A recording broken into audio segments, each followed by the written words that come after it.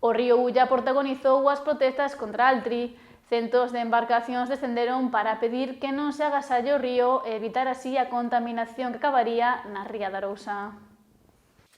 As protestas contra a construción da macrocelulosa de Altri en Palas de Rei continúan.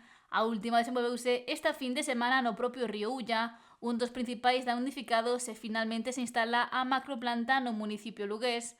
Máis dun centenar de embarcacións entre balsas, kayaks e piraguas descenderon polo Ulla ata Padrón, pedindo que non se agasalle o río, encontro promovido por Kayak Extremo Galicia. Permitiu a todos os participantes tomar contacto directo co río Ulla, arteria principal do país que queren envelenar.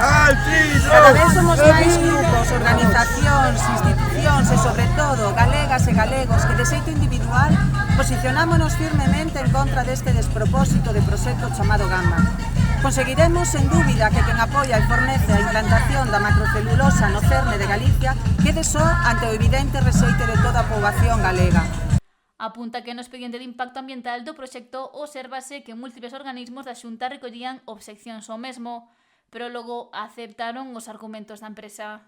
Por exemplo, tras alertar Patrimonio no seu informe inicial de que Altri tería un impacto crítico no Camiño de Santiago, finalmente informa favorablemente pola promesa da empresa de convertir a fábrica nun elemento arquitectónico atractivo e a chimenea nunha icona artística, entre outras cousas pintando a de verde.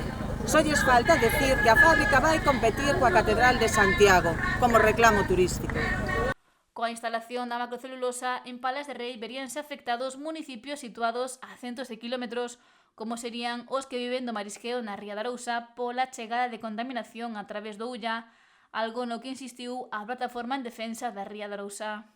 Porque a ría está atravesando unha coyuntura moi complicada, a produtividade está baixo mínimos, está caíndo en todas as especies case un 80%. Estamos nun contexto moi complicado. E o único que se ocurre a este goberno, en vez de poñer as medidas en riba da mesa para paliar esa mitigación da produción, o único que nos presenta é unha mina, é unha macrocelulosa neste maravilloso paraxe como é o río Ulla.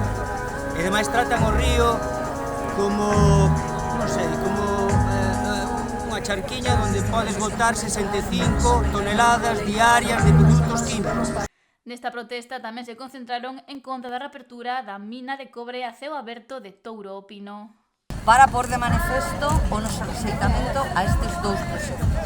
Concretamente, polo que me toca a mí máis de cerca, o proxecto da contramina de Touro Pino é un proxecto que xa foi rexeitado pola Xunta, xa ten unha declaración de impacto ambiental negativo.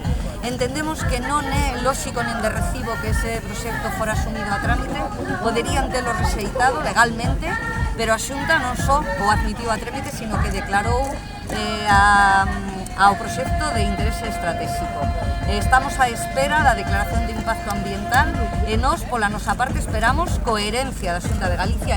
E que non se desdiga do que ela mesma afirmou hai 5 anos, polo que reafirmou o seu lema de mina non. Se eles siguen intentando, nosotros tamén imos seguir estando aquí. Celebraron que o Goberno Central deixara o proxecto de Altri fora do PERTE de descarbonización e afirmaron que a factoría ameaza o modo de vida da comarca do Ulloa, da ría da Arousa e de toda a contorna do Ulla polos vertidos que chegarán a eles.